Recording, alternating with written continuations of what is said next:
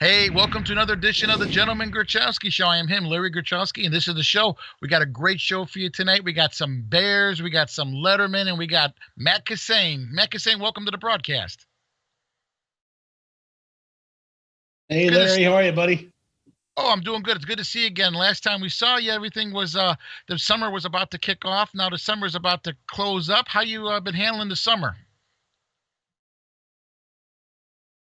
Yeah, good man. I just been trying to stay out of trouble. I've been walking my dog a lot. I got a new dog. Her name is Marnie, and we got her at a rescue out there in Homeward Glen, I think it was. Yeah, she's just a sweet little dog, and so she. It's the funniest thing because we didn't realize that she was I think she was raised more like on a farm, and so she it was an outdoor dog, so she must have been used to like chasing around rabbits and stuff like that because we got her, and like the first day we got her home, there was a rabbit nest behind my shed, and the dog runs out there and she chases the first rabbit out of the yard, and then she comes back and there's another rabbit back there, and she gets the rabbit and she picks it up and she chases it and she picks it up in her mouth, and she's got the rabbit in her mouth, and the rabbit's like going like that, and then she lets the rabbit go. We're screaming at her, Marty, let the rabbit go. And so it's just the craziest thing that tonight, right before I did the show here, my daughter was out in the backyard with her. It was just starting to get dark out, and then my little girl comes in, Eugenia, and she's screaming. She goes, oh no, I'm not going out there. I'm like, what's going on? She goes, Marnie just had a possum in her mouth. She had a giant freaking possum Oh in her no! mouth. And those things, those things play dead. They're not. They're probably still alive, even though it's probably just hanging there, right? I know, right? They play dead. They play dead. So it's craziness. It's insanity. Yeah. So when you took the dog for a walk, how does it handle like police sirens or sirens like that? I'm sure that probably freaks them out, huh? Miraculously enough, she doesn't have much of a problem with loud noises and sirens and fireworks and stuff like that. She's actually a pretty good dog. We're lucky in that aspect of it. So yeah, And it's definitely great that cool. you helped out an animal in need. That's definitely really noble of you to do because a lot of people want just a brand new puppy, brand new spanking puppy, but you're giving another animal a chance of life and happiness, and you're probably a great loving caregiver for the dog, and that's a really good thing you've been doing. Thanks, man. It's funny that you mentioned those puppy places because there's one of those puppy stores here in town. And we went in there before we got Marnie because the puppies are so cute. Eugenia, my little girl, wanted to see these little puppies. And so we went in there and we're looking around at the puppies. And um, I'm looking at the prices and I'm like, it's $3,500, $5,000. And I go over to the kids at the puppy place. They got like these two college kids or high school kids working there, and I'm like, are these for the puppy or for the store? I mean, are you guys actually selling a puppy here for $5,000? And they were like, yeah. And then they have a sign up in the puppy store, financing available. You have to actually get help. You have to like get financed to get one of these dogs because they're so freaking expensive. And yeah, it's just like screw this crap. So and it was nuts. It was crazy. I'd hate to see the loan officer in a puppy mill like that, huh? Come have a seat over here at the desk, and this guy come out. What would he look like? I wonder, huh? Worse than a used car salesman? I'm What do you telling you think? right I'm telling you right now, if a good puppy robber, if there's a guy out there that wants to rob a puppy store, the kids that they had working there did not seem all that intimidating. I mean, a good skilled like puppy bandit could go in there and rob the place blind. A puppy bandit. Would you put him on a leash and walk him out? Yeah. How would you do that? I am not sure how that would happen. I think you would just have to, quietly open the cage and just, the puppies are kind of small. You just like kind of put them in your pocket or something. Puppies to go. Man, I keep looking at your hat. Tell us a little bit about that. Yeah. Well, I think we talked about this last time. We talked a little bit about the Chris Farley documentary called Anything for a Laugh that was on A&E Biography. It was directed by Brent Hodge, and he actually did a Chris Farley documentary back in 2015. I think it was called I Am Chris Farley. Just a great documentary, and I'm featured in it during the celebrity impersonator part of it towards the end. They had me and a few other guys dressing up like Chris, and I of course have been doing that type of stuff professionally for a while, and so I was just honored to even be part of the whole thing. It was so cool. But I think it's running right now. You can watch it on Hulu. It's streaming on Hulu. If anybody wants to check it out, once again, it's called Chris Farley, Anything for a Laugh. It's great, really funny, really sad too. Great documentary though. Now, did you ever meet Chris Farley in person? I did. I actually have a fun story about that, Lair. Chris was down at Second City as a actor while I was taking classes there. This is around 1989, 1990, and I went and saw one of the improv shows at Second City. When Chris was there, and we were just like dying. He came out and he dropped his pants and he grabbed a pitcher of beer off of somebody's table in the front row and he just like drank it, and we were just like dying. This guy's like the ultimate party animal, like a frat boy gone wild. And so we were just like, Chris, you got to come across the street and have a beer with us at the Old Town Ale House. You know that joint. Yeah. And went over there and had a beer with him. And he was just, he couldn't have been nicer. I mean, off stage, regular guy. Give him a couple of beers and whatever else. I mean, he turns into the wild man. Get him on stage, he's a wild man. But off stage, he was actually kind of calm, just laid back. We had a great time. Chris was a sweetheart off stage. He really was. And he just, he was just larger than life. And I think that's the thing that people don't realize is that, he probably had something that was, probably maybe eating at him, or, you just think someone that was always larger than life was just, they didn't have any dark sides to them or anything that would be bothering them. Right. Would you say, Well, a lot of the comedians out there, they do have something, that they do have I don't want to call it exactly a dark side, but the sad clown syndrome, I think, is probably the safest way to go about it. I mean, but Chris, if you watch the documentary, like I said, Chris would do a lot of good things that people never knew about. He would go help the homeless in New York City, and just like deliver food to the poorer sections of New York, and just kind of leave the food out on the front porch, and people never knew that it was him doing stuff like that. It was just some random guy. But I mean, he definitely had a good heart. He had a big heart. Chris really did. Definitely, and it's definitely we're all missing him because he put together a great body of work.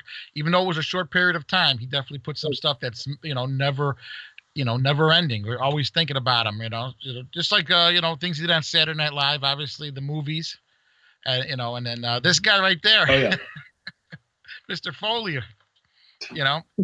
so you gotta definitely enjoy that picture right there. That last picture you showed of me was that's Brent Hodge. He's the guy that did the documentary in 2019. Yeah, great guy, really funny guy. He did the other documentary too, I Am Chris Farley. He did both of them. Oh, okay. And I also, the last picture we showed, you had your picture in a book. Was it a Chicago talent book? You were at the Barnes and Noble. Yeah, you can pick that up in the local Illinois section at Barnes and Noble. There's a series of books about Illinois. That one in particular is called Stand Up Comedy in Chicago. And speaking of that, just to not get off the subject a little bit, but there's a new documentary that's going to be coming out soon, and it's called Laugh Till You're Winded, which I actually did some behind the scenes production work for. And I was also interviewed for it. Unfortunately, my interview wound up on the cutting room floor, mainly because they wound up having a bunch of A-listers: Hannibal Buress, Jeff Garland, Mike Toomey from WGN Morning News, Tom Dreesen, Judy Tenuta, Marsha Warfield. I mean, just like so many big names are in this documentary. When it first started out, it was just kind of going to be the smaller little independent thing. But the director, Michael Alexander, wound up going out to Los Angeles and meeting and interviewing a bunch of guys that started out as stand-ups in Chicago. So watch for that documentary. That's a solid. I actually got to see a sneak preview of it this past week, and it's phenomenal. Oh, it definitely sounds exciting. One thing, we're sitting here with Matt Cassane, homegrown talent. I keep seeing that Suburban Life article they wrote about you. Can you tell us a little bit about that, the background behind that? Because it's got to be cool to be, written about in this paper. Oh yeah, man! I didn't know they were going to put me on the cover of Suburban Life, and they came over to my house and they took some pictures of me doing my podcast. It's about 5 years ago. There it is. And the lady that had come out to take my picture had been out here before a few years earlier to take some other pictures. And, she just said, okay, yeah, just take a couple, we'll do a couple of random shots of you doing your podcast. And so when they put me on the cover, she told me the paper was going to come out on Tuesday or whatever. And I had no idea that it was going to, that they were doing that. So I was just like, holy crap, look at that, man. They'll put anybody on the cover. That's got to be exciting. I bet you it'd be kind of cool. Did you go to Starbucks or something like that and just sit down with the newspaper in front of you and just kind of look up, how you guys doing? And it's you on the cover. I went and bought it at the Jewel, and because I go to the Jewel all the time. I love the Jewel. And there's this one little lady. I think she's from another country. I can't remember what country she's from. But I always talk to her. I always tease her, and we always laugh and make fun of each other. And so I remember, I put the paper on the conveyor belt, at the checkout, and the thing's going over there, and just to make sure that she would see me on the cover of the paper, and she didn't notice it. She must have done a double shift or something like that that day.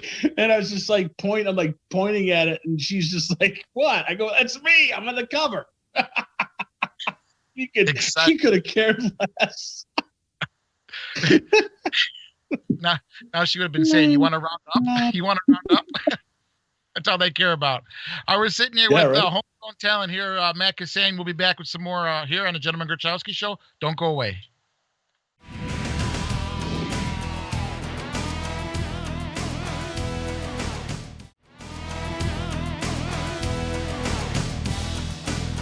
Hey, welcome back to the Gentleman Grachowski Show. It's my pleasure. It's an honor. David Letterman. Here's Dave. Dave, how are you? Thanks, Larry. Yeah, I'm doing good. Thank you. Yeah, it's good to be here on the show. And, I've been locked up at home for the past 6 months. So to be quite honest with you, Larry, it's good to be anywhere. Dave, how you been handling all this? What have you been handling? Larry, basically what I did was I just locked myself up down in the basement with a case of Jack Daniels and a monkey. A monkey, Larry. You share that Jack Daniels with the monkey at all? Yeah, that's the best part about the night. About 10 o'clock at night, I give the monkey his own bottle of Jack Daniels, and the fun never ends, Larry. Yeah. Huh? David, tell us about top 10 lists. How are you making top 10 lists on your retirement? I wrote up a top 10 list. Larry, I've been out of the game for so long. I wrote a top 10 list about a guy that's dead. Roger Ebert. Remember Roger Ebert? Okay. Hello?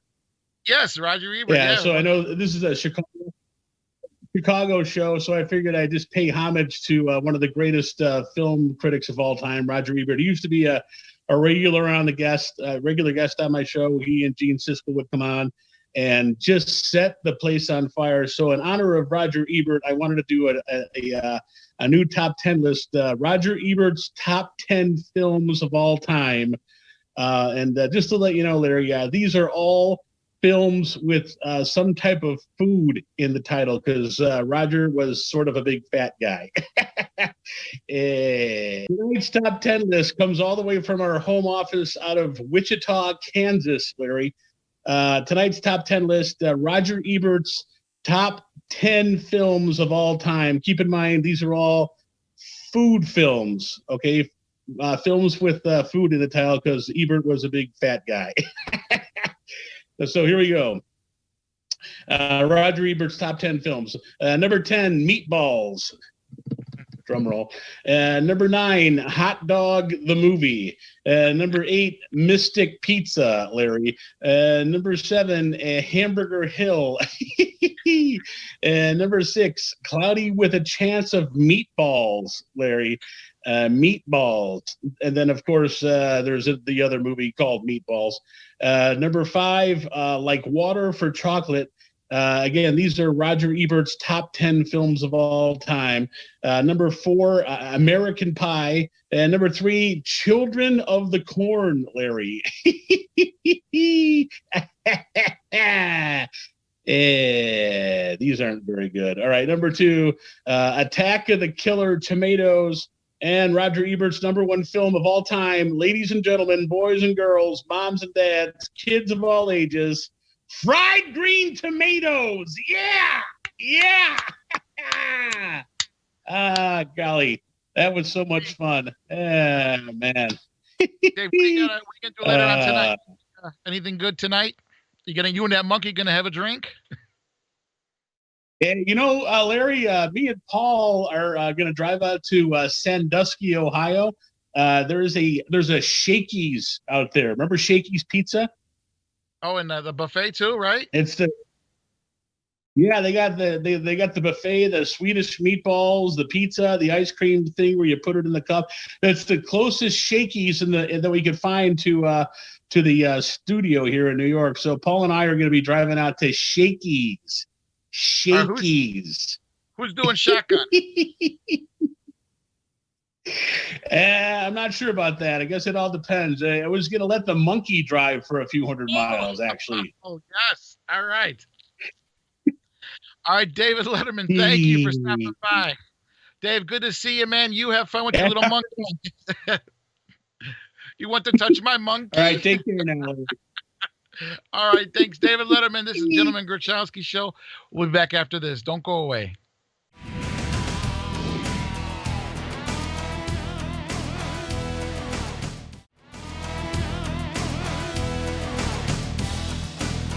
Hey, welcome back to the Gentleman Gruchowski Show. TVHams.com is the official website of the Gentleman Gruchowski Show. Everything about the show, TVHams.com. It's that time of year, football, and I love a good football game and the Bears. And then we happen to have a great guest for us today. We've got a number 1 Bears fan in Chicago. How are you? Good. I'm doing fine, my friend. How are you, Larry? I'm doing pretty good. What are you thinking about? What are you feeling this time of year? Because I know, we had a rough spring and summer, but I think football season's coming back slowly, little bits and pieces. How are you handling all this? Larry, I'm not afraid to go to the Bears game wearing a mask. That has been common knowledge for some time that most of the people in my section, when they're sitting with me because of my terrible gas after all my chicken wings and Polish sausages, most of them wish they wore a mask anyway. So it's not going to affect your section at all. They encourage it. That's right. Larry, let me just say that come this February, a certain team from a certain city that starts with the letter C, ends with the letter O, and in the middle is Chicago, will no doubt be hoisting a certain Super Bowl trophy over their heads.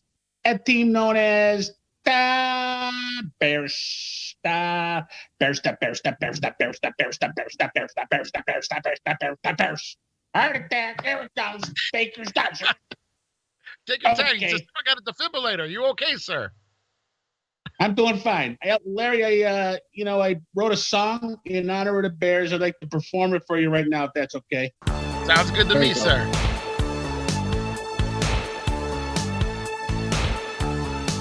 I'm doing the robot.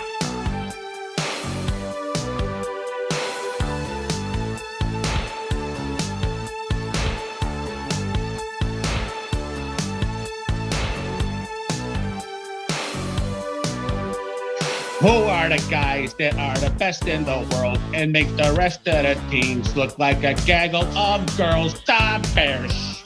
Ah, Bears. I don't go to work, and I know God understands. I can stay on my couch because God is a fan of the Bears. The Bears. Do the robot, Larry. Do the robot with me.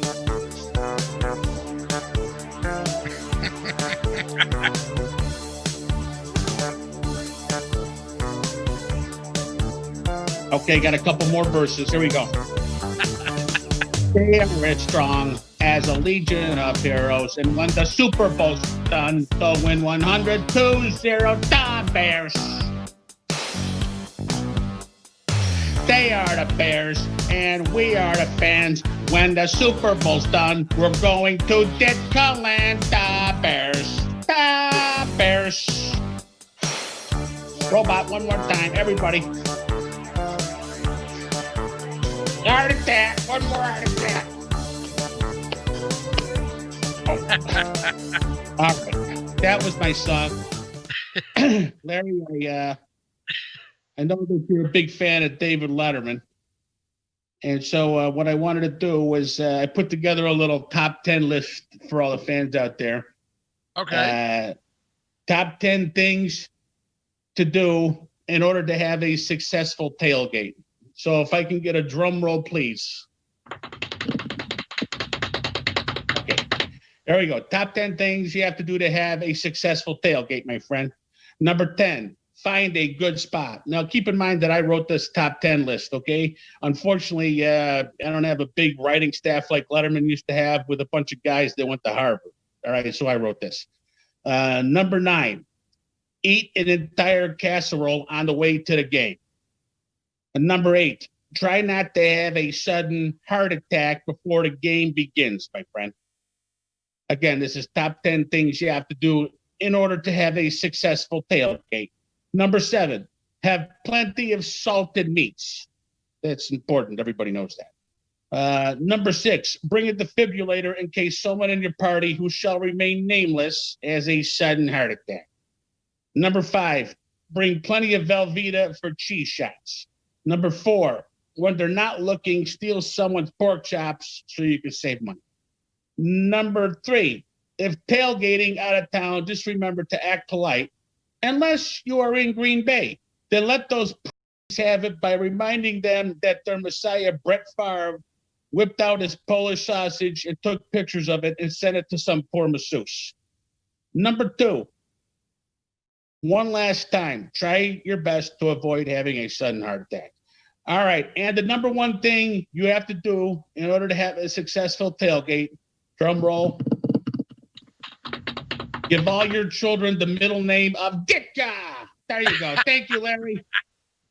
All right, go Bears. This is the Gentleman Grachowski Show. We'll be back after this. Don't go away.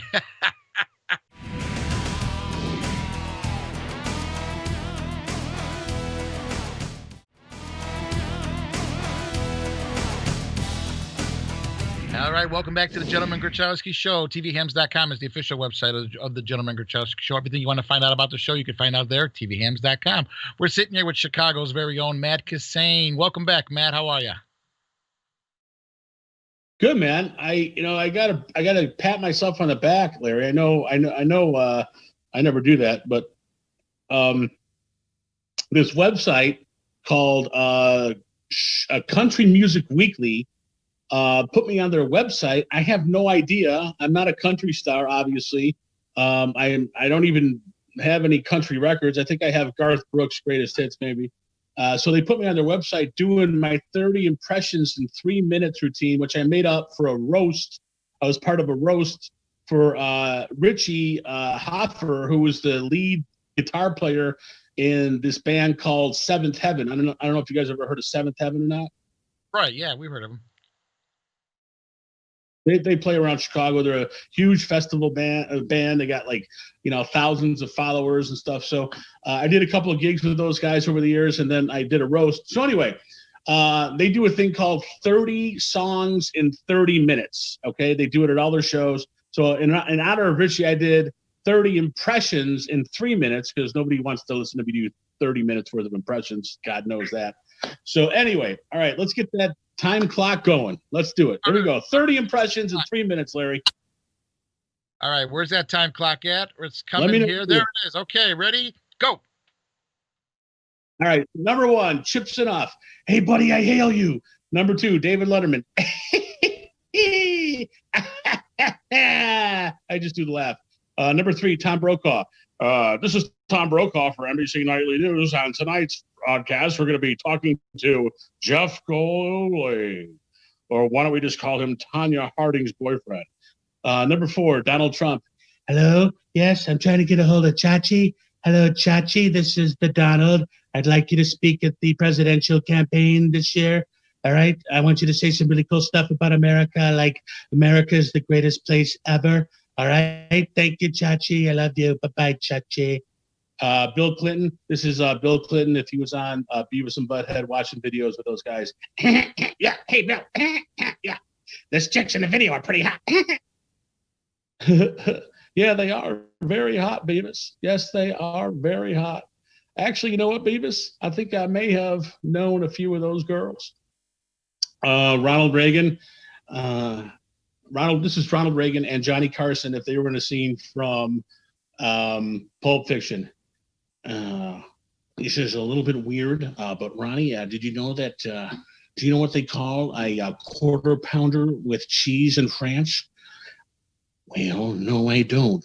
What do they call it, Johnny? Weird, but they call it a Royale with cheese. All right, here we go. Jerry Seinfeld. Who are these people? Dice Man. Oh, Sebastian Maniscalco. Anybody out there ever taken Uber? Okay. This is Mancow, radio personality Mancow. Yeah, man. Everybody in Chicago's a jagoff. Harry Carey. Hey, everybody. This is Harry Carey for Vagisil. Elvis. Hey, baby. Thank you very much. Thank you. Bozo. Hey, we got a great show for everybody here in the Channel 9. This is Bozo. Gilbert Gottfried. Okay, baby. I'm going to go completely crazy. Jump in bed with me and let's make some love. Steve Dahl. Yeah, whatever. Jerry Lewis. Lady. Kevin Matthews and Jim Shorts. Hey, buddy. Hey, Cav, this is good. Jeff Garland. Larry! Eddie Murphy. Mike Myers doing Austin Fat Bastard and Dr. Evil. Yeah, baby, this coffee tastes like shit, man. Yeah, baby. Get in my belly. I'm going to have to shake you down for $1 million. Ralph Cramden. Norton. Norton. Hey, Ralphie boy. Bill Curtis. This is Bill Curtis. Paul McCartney. Hello, this is Paul McCartney. Kevin Malone from The Office. Okay, I got 28, I think. But you know what? If you do Austin, Powers, Fat Bastard, and Dr. Evil, and then I did Bill Clinton and Beavis, I think that's about 30 impressions. So anyway.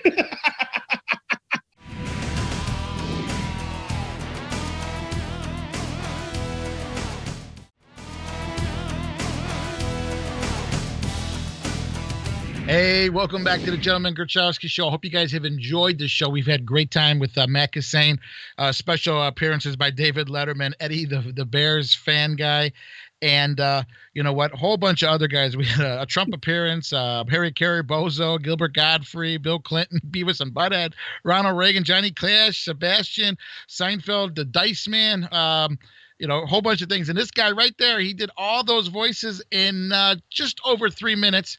We started the clock a little quick, so that's probably what happened. You had it. But beautiful. Thanks, Matt Cassane. For people out there who want to find out more information about this homegrown talent right here, you can Google Matt Cassane Comedy, and everything will pop up where Matt is at. Anything he does on YouTube and Instagram and this like that. That's the best way to get a hold of Matt. Matt, did you have a good time? I had a great time having you on the show. Is there anything else that you want to share that maybe you're coming up in the future?